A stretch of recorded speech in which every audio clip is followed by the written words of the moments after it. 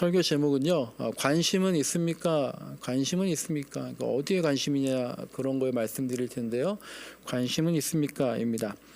지난주에는 우리가 또 될까? 라는 제목으로 말씀을 나눴죠. 칠병이어에 대한 말씀을 나눴는데 제자들이 이제 이미 오병이어의 기적을 한번 체험했음에도 불구하고 똑같은 상황인데 여기서 이게 될까요? 되게 미적미적하는 모습이 저의 모습과 닮았더라. 기도하다 보니까 제가 똑같이 이게 또 될까요? 라는 그런 기도를 하고 있더라. 그러면서 이제 왜 안 되겠느냐? 하나님의 선한 계획과 동행한다면 뭐 안 될 게 뭐가 있겠느냐? 그리고 내가 하는 게 아니라 우리가 하는 게 아니라 하나님께서 하시는 것이다. 그래서 제가 이제 그런 말씀 드렸죠. 기도의 끝은, 기도하다 보니까 기도의 끝은 이거더라. 막 이것저것 간구하고 회개하고 하다가 결국 기도의 끝은 하나님의 주권을 인정하는 거더라. 그런 말씀 드렸고요. 그렇게 할 때 우리가 이 교회에서 이렇게 새롭게 시작할 때에 교회만 새로 시작하고 그런 게 아니라 내 인생의 전환점이 되는 그런 기적을 계속 체험하자, 그런 말씀을 나눴고, 제가 이제 계속 말씀드리면서 흥미진진한 말씀이다, 흥분된다, 막 이제 그렇게 하면서 여러분 이제 유튜브에 혹시 들어가 보시면 썸네일 지난주도 말씀드렸잖아요. 그래서 썸네일에 이렇게 해놨어요. 한 주간 흥분을 가라앉히지 못했습니다 라는 그런 썸네일로. 너무 흥분되는 말씀이다. 그러니까 아주 뭐 대단한 것을 발견한 마냥 신나게 설교를 지난주에 했는데요. 그러면서 이제 이번 주에 설교를 준비하면서는 아주 너무너무 이제 어려웠고 힘들었어요. 마치 여러분 이제 아시는 말씀에 변화산에 예수님께서 베드로와 야고보와 요한이 산에 같이 올라갔는데 거기에서 이제 예수님이 모세와 엘리야랑 같이 이렇게 변화되는 모습을 보고 제자들이 막 너무 흥분한 거예요. 여기가 너무 좋습니다. 여기서 살게요. 같이 여기서 살면 너무 행복하겠습니다라고 했는데 그리고 나서 산에 내려와, 산 밑으로라 그러죠. 산 밑으로 내려와서는 병든 아이 하나 고치지 못하는 그런 모습 보고 예수님께 책망을 들었죠. 너무 좋았는데 현실은 그게 아니었던 거죠. 그리고 이제 우리가 잘 아는 말씀 중에 어떤 여자가 있는데 귀신이 있었는데 그 귀신이 나갔어요. 나갔다가 다시 돌아오려고 보니까 귀신이 나간 사이에 이 여인이 마음을 정결하게 해서 귀신이 못 들어오게 된 거죠. 그랬더니 좋은 게 아니라 어떻게 돼요? 그 귀신이 자기보다 더 악한 귀신 7을 데리고 와서 그 여자에게 들어와서 옛날보다 더 피폐하게 만들었다라는 그런 말씀들이 이제 생각날 때가 이제 가끔 있어요. 제가 이제 지난 한 주간 동안에 오늘 이 본문을 묵상하면서 그런 생각들이 들었어요. 지난주에 설교 너무 재밌게 하고 흥분되고 했는데 오늘 이 말씀은 너무 어렵다. 그러니까 오늘 본문 말씀은 우리에게 잘 알려진 말씀이잖아요. 그러니까 생소하지 않고 또 읽어봤을 때 이게 이해하기 어려운, 그렇게 난해한 해석이 필요한 그런 말씀들, 그런 건 아닌데요. 그런 어려움이 있다는 게 아니라 이 말씀으로 산다는 게 도대체 무슨 뜻일까? 그리고 얼마나 제가 이 말씀대로 살고 있고 결정적으로 빛과 소금으로 사는 게 그러니까 어떤 것인가부터 시작해서 이게 가능한지, 앞으로 계속 그럴 수 있을 것인지, 이런 생각들이 들었기 때문에 설교하는데 굉장히 어려웠던 것 같아요. 제가 이제 예전에 그래서 오늘 설교 말씀은요 그냥 같이 고민하는 시간이에요. 저도 이제 이게 오늘 어쨌든 뭐 결론을 내리긴 내려봤는데 이게 맞는 건지 어떤 건지 모르겠다는 생각이 들고요. 이제 예전에 이런 일이 있었어요. 제가 이제 군대 갔다 와서 아르바이트를 잠깐 했었는데요. 서울에서 이제 지하철이 있으면 종로 2가 종강역인지 종로 3가역인지 모르겠는데 여하튼 종로의 그 지하철역에 있는 가판대에서 아르바이트를 했어요. 이 가판대가 이제 옛날에는 지금 가판대 거의 없더라고요. 그러니까 지하철에도 있고 버스에도 옛날에 다 있었는데 그 가판대에서 이제 버스 정거장에 있는 가판대는 막 이런 컨테이너 갖다 놓고 막 했었죠. 거기서 이제 음료도 팔고 과자도 팔고 뭐 팔고 했는데 신문을 이제 주로 팔았잖아요. 신문을. 그래서 이제 그 지하철역에도 가판대가 있었는데 거기서 이제 신문을 팔았는데요. 제가 한 두세 달 알바를 거기서 하면서 어차피 뭐 거기서 혼자 물건 파니까 손님이 없을 때는 뭐 그냥 책이나 보고 그렇게 편하게 있으면 되겠다라는 생각으로 일을 시작했어요. 근데 이제 일을 시작해 보니까 하루에 한 6시간 일하면은 가판대에 앉아 있는 시간은 두세 시간도 안 돼요. 거기서 이제 주 일이 뭐였냐면 신문을 옮기는 일이었어요. 이제 낮 한 12시쯤 정오쯤 되면은요.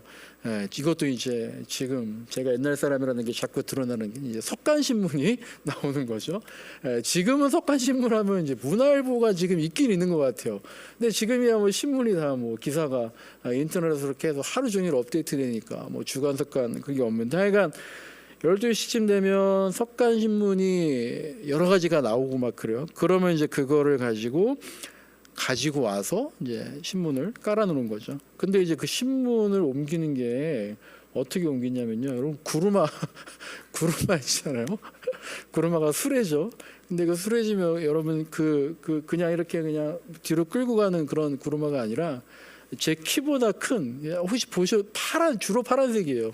제 키보다 크고 앞으로 밀고 가는 그래서 밑에 받침이 있는 그런 구루마가 있어요. 근데 거기에 신문을 한두 덩이 들고 가는 게 아니라 뭐 10덩이씩 넘게 제 키보다 높게 이제 신문을 쌓아놓고 밀고 가는 거예요. 근데 이제 그 밀고 가면서 어떻게 하냐면 계단이 있잖아요. 계단 지하철에 그 당시에는 엘리베이터나 에스컬레이터도 많지 않았고요. 그 계단을 저보다 높은 구루마에 신문을 이만큼 싣고 밀면서 내려가. 그리고 내려가면 또 어떻게 해요? 올라가요. 그게 일반적으로는 불가능해요. 허리 반동을 이용해서 퉁퉁퉁 밀고 탁탁탁 끌어올리는데 그거 배우는 데만 이제 뭐 한두 주 걸린 거죠. 그리고 막 그렇게 막 가다 보면 지하철에 사람이 좀 많습니까? 그 사람들이 다 이제 저를 바라보는 것처럼 막 그러고 다 지하철에 탔다가 내리고 막 이제 그렇게 해서 신문을 옮겼는데요. 거기에 이제 저는 아르바이트고 풀타임으로 일하는 고참 그 직원 형이 하나 있었어요. 근데 그분은 장애인이었어요. 근데 이제 그분이 정말 한쪽 발을 질질 끌면서 다니는데 그 무거운 그 신문 구루마를 그냥 정말 너무나 자연스럽게 계단을 오르내리고 이제 했던 분인데요.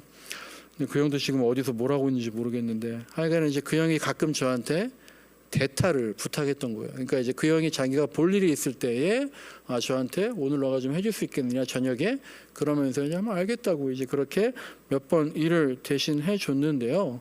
이제 제가 한 3달 정도 일하고 알바를 그만두려고 하니까 이제 그 형한테 제가 몇 번 일한 거 이제 돈 달라고 했더니 그게 한 몇십만 원 됐는데 그 형이 돈을 안 주는 거예요. 굉장히 착한 형이었고 저랑 친한 형님이었거든요. 근데 진짜 뭐 기다려라 하다가 돈을 안 주고 이제 계속 그러니까 돈도 돈이고 또 이제 배신감도 들고 되게 이제 화가 나고 막 이제 그러니까 계속 달라고 해도 안 주니까 사장님한테 얘기했죠. 사장님 저 형님이 돈을 안 준다. 어떻게 좀 해달라. 그랬더니 그 사장님은 야 그거 니들끼리 이렇게 하고 한 건데 그거 내가 어떻게 하냐. 빨리 달라 그래라. 너 빨리 줘야지 왜 안 주냐. 계속 안 받고 이제 그러니까 제가 이제 한참 막 그러다가 교회 목사님을 찾아가서 상담을 했어요. 제가 이제 중등부부터 계속 같이 교육전도사님으로 계시다가 그때는 교구 담당하시던 친한 목사님이셨는데 그분한테 가서 이제 물어보게 된 거죠. 지금 생각하니까 되게 웃긴 것 같아요. 제가 돈을 못 받았는데 왜 굳이 목사님한테 가서 목사님 돈을 못 받았는데 어떻게 할까요라고 이제 만약 누가 저한테 와가지고 목사님 제가 이렇게 해가지고 돈을 못 받고 있는데 어떻게 해야 되죠? 그럼 제가 뭐라고 얘기해야 될까? 근데 제가 이제 그때 목사님을 찾아갔던 이유가 2가지가 있어요. 하나는 제가 이제 돈을 못 받는데 저는 알바잖아요. 생계가 아니잖아요. 어쨌든 뭐 큰 돈이지만 그 당시에 저에게. 근데 이제 그 형님이 장애인이잖아요. 그러니까 형편이 좋지는 않으니까 목사님 지금 이렇게 막 못 받게 되는데 내가 막 안 받고 못 받고 그게 아니라 이걸 내가 그냥 받지 말아야 할까요? 그리고 제가 그래도 중고등부 내내 교회 회장하고 어쨌든 기독교인이고 막 그런데 이걸 내가 끝까지 그냥 받아내야 할까요? 아니면 참아야 할까요?를 목사님한테 이제 하나를 여쭤봤고요. 또 하나는 그렇게 계속 못 받게 되니까 이것도 어떤 하나님의 사인인가요?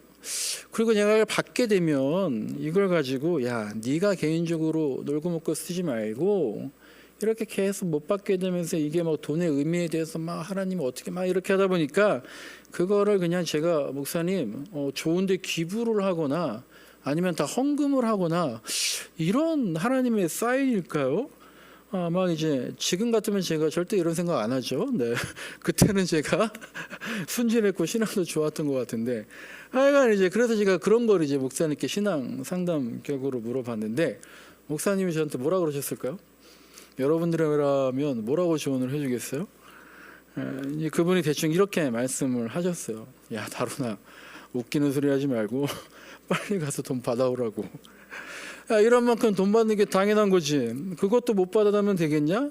야, 네가 자꾸 사인 뭐 하나님의 신호로 얘기하는데 오히려 하나님의 신호는 네가 그 돈을 받아들이는지 못 받아들이는지 훈련시키는 게 아닐까라고 이제 그런 얘기하시고, 야, 그리고 네가 그 돈을 받으면 11조는 당연히 해야 되는데 나머지 뭐 다 헌금을 하든지 말든지 그건 네 마음이지만 그 돈을 네 마음대로 쓴다고 해서 죄책감 갖고 그럴 필요가 전혀 없다.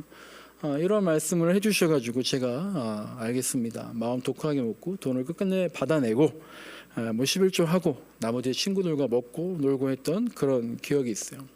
제가 이 얘기를 왜 하냐면 제가 이번 주에 이제 오늘 말씀 묵상하면서요. 그러니까 뭐 옛날에는 안 그랬던 것 같아요. 그러니까 엄청나게 압박감, 강박감, 뭐 무력감, 죄책감, 그리고 괜한 어떤 뭐 이런 말인지 모르겠지만 순정 모드, 뭔가 완전히 순결하지 않으면 죄다. 내가 완전히 순결하지 않으면 죄다. 이런 류의 걸로 계속 고민을 했던 것 같아요. 그러니까 빛과 소금이라 그러잖아요. 착한 행실로 하나님께 영광을 돌리라 그러는데 그게 가능한 것인가? 빛과 소금이야. 착한 행실로 하나님께 영광을 돌려. 이게 가능한 건가? 그러니까 일하고 나서 제가 정당하게 당연히 받을 돈을 받으면 되는 건데 아까 제가 계속 얘기했던 게 괜히 스스로 고고한 척 하면서 그리고 그 돈을 받게 되면 다 헌금하는 게 완벽한 신앙의 자세가 아닐까? 그 돈을 내 마음대로 쓰면 좀 불결한 거 아닐까? 어디에 좋은 데 써야 되는 게 아닐까?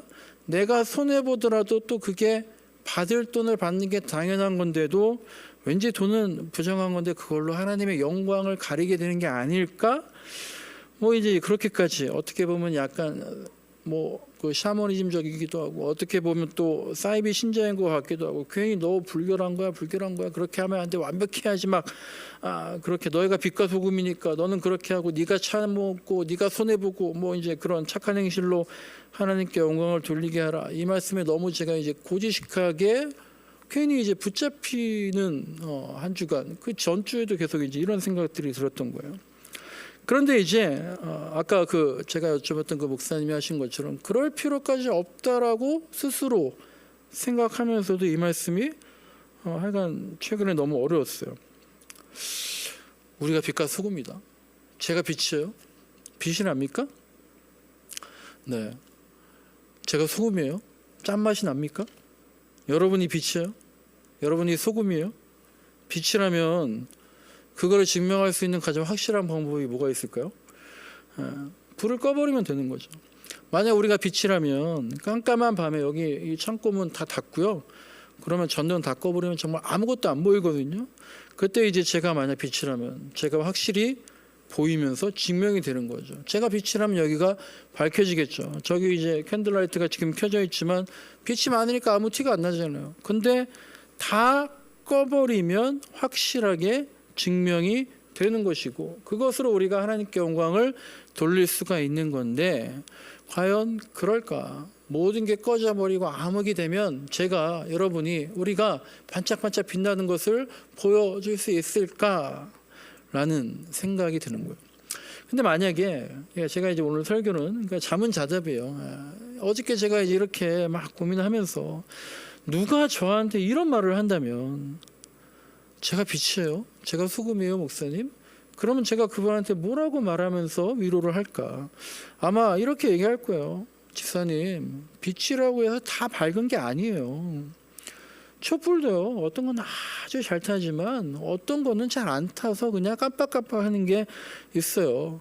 형광등도요. 이 빛도 전등도요. 오래 쓰다 보면 또 흐려지고 그러면 다시 새 걸로 바꿔야 돼요.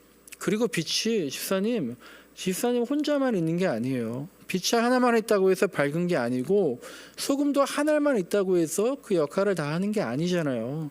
같이 있을 때 밝아지는 거고요. 일정량의 소금이 모여야 짠맛이 나는 거고요. 그래서 그렇게 부족한 빛과 소금이 이 교회라는 곳에서 하나로 모여서 그 역할을 하는 거죠. 이렇게 제가 말씀을 하겠죠. 그래서 저한테 이제 수차례 그렇게 말을 하면서, 그런데도 이제 이게 그렇지, 고개는 끄덕여지는데 마음속으로 완전히 수긍이 이제 안 가는 그런 시간들이었어요.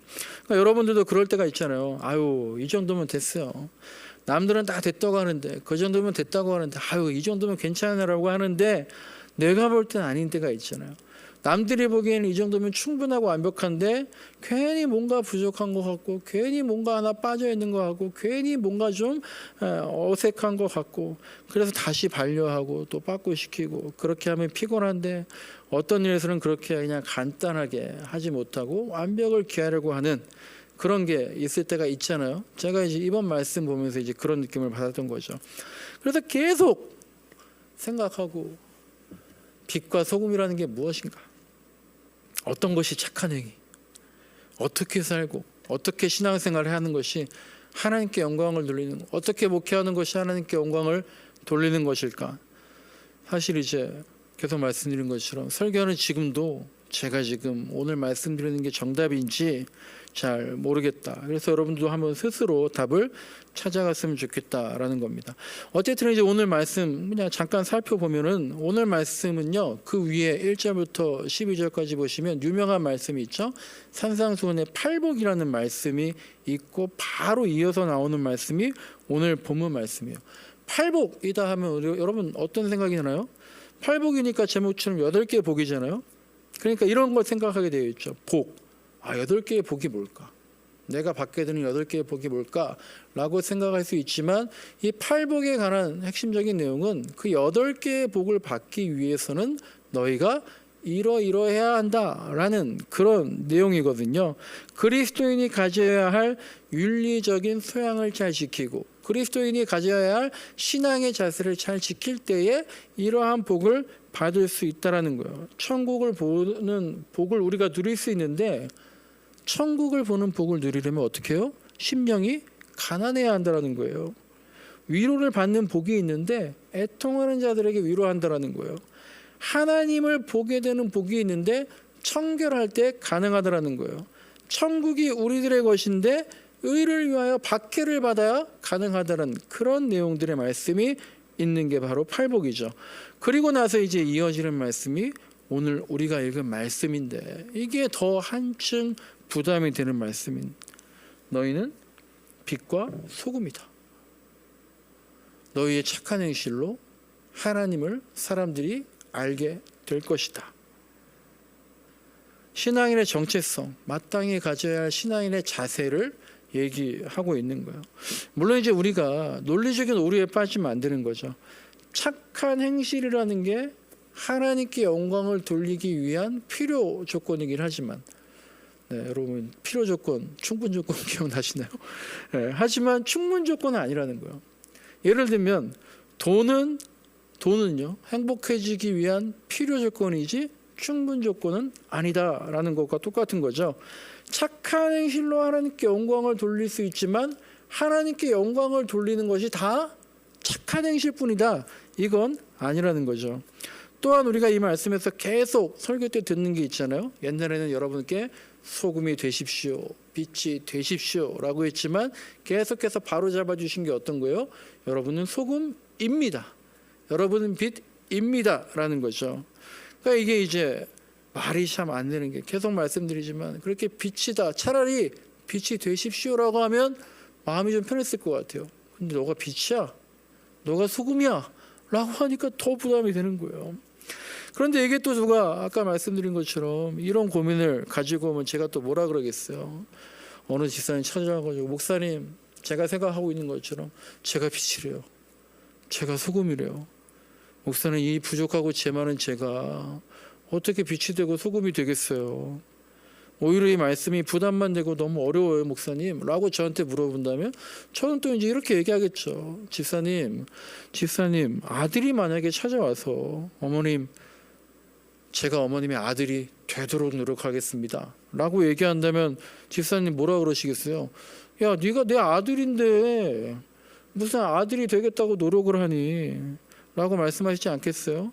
우리도 마찬가지예요. 빛과 소금이라고 우리가 어떻게 그렇게 자신 있게 말할 수 있겠어요? 하지만 집사님이 만약에 아들에게 딸에게 넌 이미 내 아들이고 딸이야 라고 말하는 것처럼 우리도 부족하지만 하나님의 아들, 하나님의 딸, 빛, 소금인 거예요. 우리가 그 아들, 딸 노릇을 제대로 하지 못해도 제대로 하지 못한다고 해서 우리 정체성이 없어지는 건 아니잖아요 라고 그렇게 말을 하겠죠. 그런데 저한테 계속 그냥 그러는 거예요. 아들, 딸은 망나니여도 아들, 딸이겠는데 빛과 소금은 망나니면 안 되지 않을까라는 생각이 이제 계속 드는 거죠. 완전해야 되는 게 아닐까라는 강박관념이 하여간 옛날에는 그렇게까지 생각 안 했던 것 같은데 갑자기 이런 것들이 막 들었던 거라는 말씀입니다. 저를 위로해 주세요. 네. 여러분 만약에 우리가 없어진다면요, 빛이 없어진다면요, 이 세상이 며칠이나 몇 주 안 가서 완전히 먹통이 될 텐데 가끔 그런 영화들이 있잖아요. 전력이 다 끊겨가지고 빛이 없어요. 그럼 처음에는 전기, 석유 뭐 어쨌든 이런 걸로만 쓰다가 완전히 다 이제 삶이 망가지고 도시가 파괴되는 그런 영화들이 있잖아요. 빛이 없어지면 다 먹통이에요. 그런데 우리 그리스도인이 없어진다면, 우리나라의 모든 교회가 없어진다면, 여러분과 제가 없어진다면, 여기 동행한빛교회가 없어진다면 세상이 먹통이 될까요? 우리가 빛이라고 소금이라고 착각하고 있었는데 없어져도 티가 안 나요. 티가 좀 나다가도 금세 그냥 대체제나 보완제로 가능해요. 기독교가 다 없어졌어요. 교회가 없어졌어요. 그랬더니 사람들이 다 멘붕에 빠지는 게 아니라 불교로 가고 이슬람으로 가고 카톨릭으로 가고. 그러면 우리 기독교가 무슨 의미가 있겠어요? 정말 먹통이 된다는 건요, 우리가 코로나 초기 때 뭐 때문에 무슨 물품 대란이 있었어요? 마스크 대란이 있었잖아요. 그것 때문에 온 세상이 난리가 났잖아요. 지금은 요새는 또 뭐 때문에 난리가 났죠? 경유차 요소수가 없어가지고 난리가 나고 있잖아요. 먹통이 된다는 건 그런 거거든요. 과연 우리가 없으면, 여러분이 없으면, 제가 없으면, 교회가 없으면 그런 난리가 날 것인가? 13절에 보니까 소금이 맛을 잃으면 아무 쓸데없어서 밖에 버려져서 사람들이 밟고 지나갈 것이다 라고 했는데, 우리가 혹시 그렇게 쓸데없이 버려진 그런 소금 정도밖에 안 되는 게 아닌가? 14절에 보면 산 위에 있는 동네가 빛 때문에 숨겨지지 못할 것이다 라고 했는데, 빛이 있으면 그 불빛이 숨겨질 수 없다라 그랬는데, 우리는 우리 주변에서 그렇게 숨겨지지 않는, 어디서든 드러나는 그런 존재인가? 계속 말씀드린 것처럼 누군가 저에게 이런 고민을 갖고 찾아온다면 저도 답을 못할 것은 아닌데, 제가 계속해서 이 말씀 완벽히 수긍이 안 가더라. 우리가 빛이고 소금이지만 완전한 빛과 소금은 아닐 텐데, 우리가 그저 은혜로 사는 거잖아요. 그리고 우리가 지금 여러분 얼마나 바빠요? 또 얼마나 경쟁 사회에 살고 있어요. 근데 우리가 지금 빛과 소금을 여러분 신경 쓰고 있어요. 우리가 하나님의 정의, 하나님의 공의, 평화 이런 거 신경 쓰고 살 겨를이 있나요?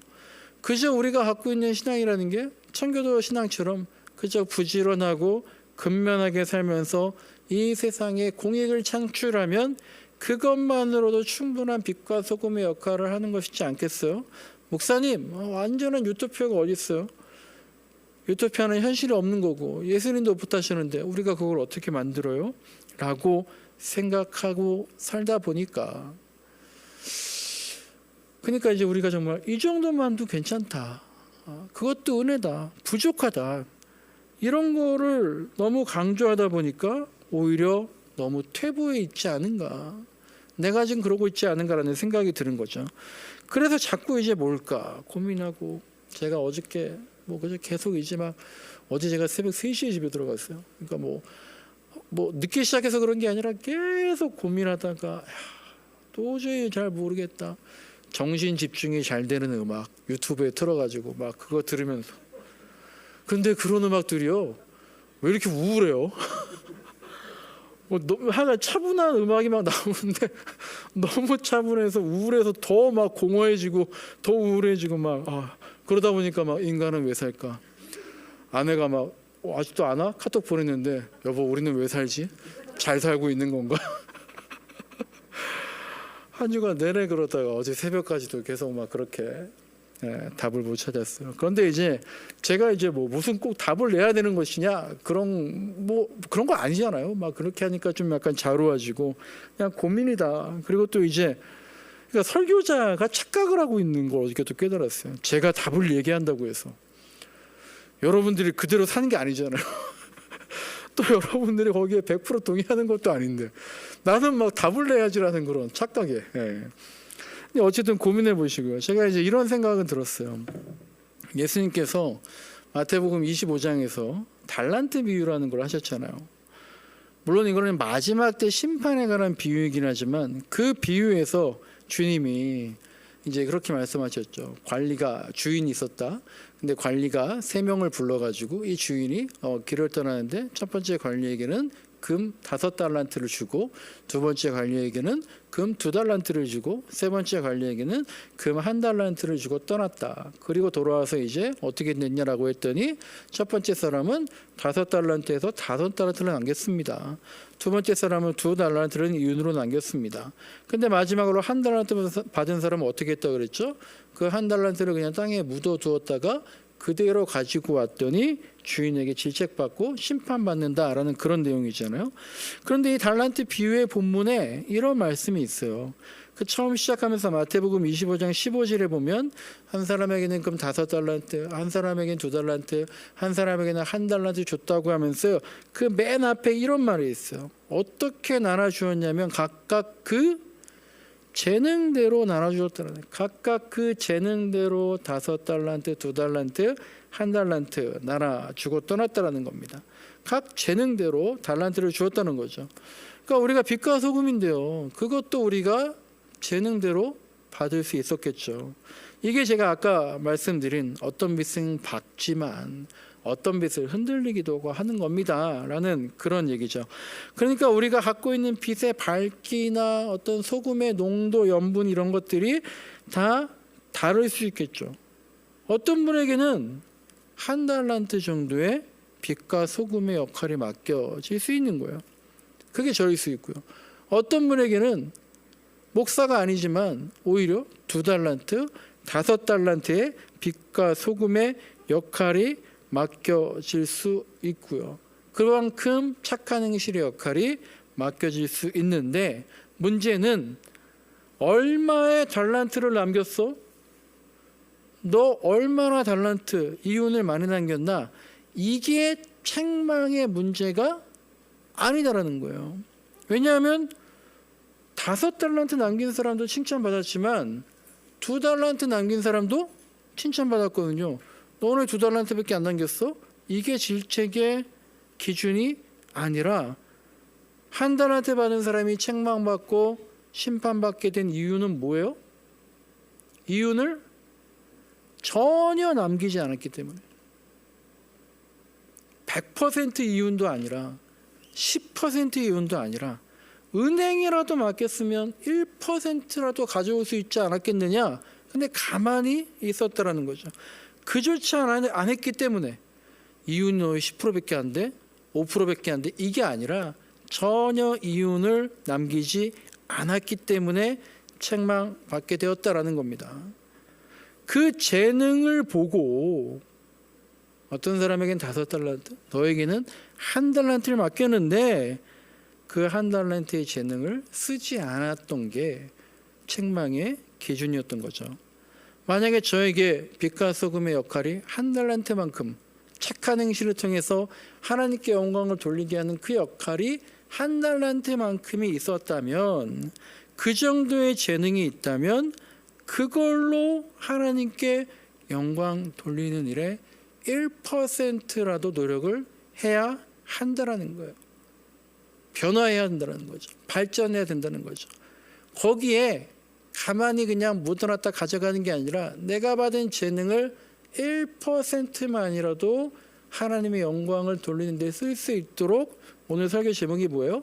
관심을 가져야 한다라는 거예요. 관심이 있냐라는 거죠. 우리가 빛과 소금이라는 것에, 여러분 그렇잖아요. 이 바쁜 생활에 우리 한 주간의 삶 속에서 내가 빛과 소금이지, 하나님께 영광을 돌리는 그런 행실을 해야지, 나 때문에 하나님이 보여야지, 거기에 우리가 1%만이라도 관심을 가지고 있느냐, 우리가 착한 행실로 하나님께 영광을 돌리는데 관심을 가지고 있느냐. 이 무한경제시대에 정말로 나의 가족과 어떤 행복, 안위가 지금 젊은 세대들한테 정말 가장 최우선이잖아요. 그런데 이 교회뿐 아니라 이 세상 속 산 밑에서도 나는 그리스도인이다, 내가 빛과 소금이다, 여기에 관심을 가지고 있습니까? 말씀을 마칩니다. 여러분, 저도 아직 잘 모르겠지만 하여간 어제 오늘 하나님께서 저에게 말씀하시는 건 너는 거기에 관심이 있니? 이 말씀인 것 같아요. 그렇게 관심이 있다면, 그래서 이자만이라도 이윤을 남긴다면 우리가 재능이 있으니까 그 받은 재능으로 빛이요 소금으로 하나님의 영광을 드러내는데 산다면, 그래서 1%만이라도 우리가 그 역할을 한다면, 그러면 나는 빛과 소금이다, 그렇게 살아야겠다, 그렇게 관심을 가지고 살아야겠다, 딴 게 아니라 내가 빛과 소금인 것에, 나로 인해서 하나님이 보인다는 것에 관심을 갖고 살아야겠다, 그런 생각들을 여러분들과 나눠보면서 말씀을 마칩니다.